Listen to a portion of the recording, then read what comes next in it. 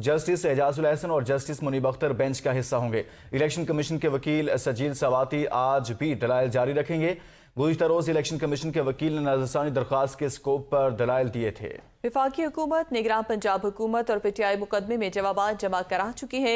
Supreme court ने 4 अप्रैल को फैसला सुनाते हुए 14 मई को पंजाब में इंतखाबात कराने का हुक्म दिया था। 14 मई की डेडलाइन गुजरने के बावजूद अदालती हुक्म पर अमल दरामद ना हो सका।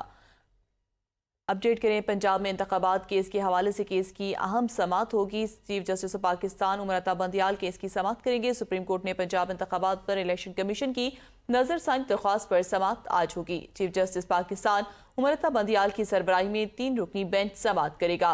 Justice Ijazul Ahsan, justice Munib Akhtar bench का हिस्सा होंगी। इलेक्शन कमीशन के वकील सजील सवाती आज भी दलाइल देंगे। ब्यूरो चीफ इस्लामाबाद खालिद जमील साहब हमारे साथ मौजूद हैं। खालिद जमील साहब, आगाह कीजिएगा, अहम केस की समाअत है।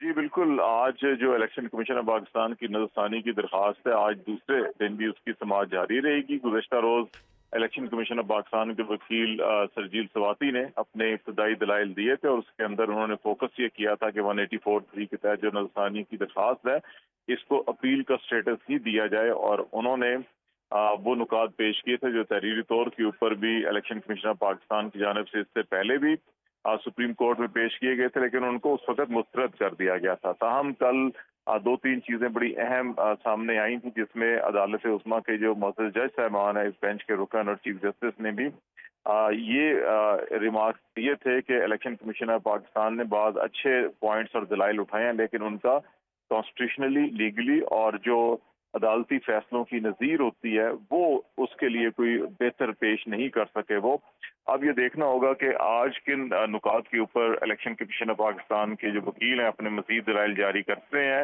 वफाकी हुकूमत की जानिब से, पंजाब की निगरान हुकूमत की जानिब से और पाकिस्तान तहरीक इंसाफ की जानिब से भी तहरीरी अपने जवाब हैं वो गुज़श्ता रोज जमा करवा दिए गए थे। आज इम्कान है कि इलेक्शन कमीशन ऑफ पाकिस्तान के वकील शायद अपने दलाइल मुकम्मल कर लेंगे।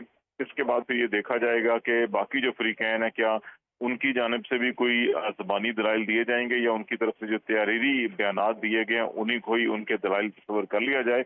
और उसके बाद फिर अंदाजा होगा कि कोर्ट जो है कि वो क्या सिमत इसका तयन करती है सारे केस के हवाले से।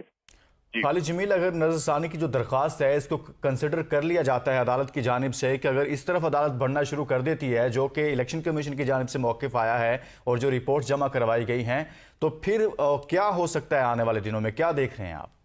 देखिए, 2 चीजें हैं कि अगर इस दरख्वास्त को कबूल किया जाता है तो फिर ये देखना होगा कि क्या जो इलेक्शन कमीशन ऑफ पाकिस्तान ने 8 अक्टूबर की तारीख मुकर्रर की थी वही इलेक्शन की तारीख होगी या नहीं होगी, या सुप्रीम कोर्ट इस हवाले से कोई और फैसला देती है। और अगर इस दरख्वास्त को उनके मौक़िफ़ को मुस्तरद कर दिया जाता है और ये समझा जाता है जी कि 90 दिन के अंदर इलेक्शन होना जरूरी थे और जो 30 अप्रैल की तारीख थी और उसके अंदर फिर 2 हफ्तों की जो तोसी की गई थी वो कानूनी तौर के ऊपर ठीक था, तो फिर ये मामला जो है कि वो तौहीन अदालत और आइन शिकनी के हवाले से जो है कि उस तरफ इसकी पेशरफ्त हो सकती है। ये 2 ही ऑप्शन है, तीसरा बज़ाहिर इसमें कोई ऑप्शन ऐसा नजर नहीं आता कि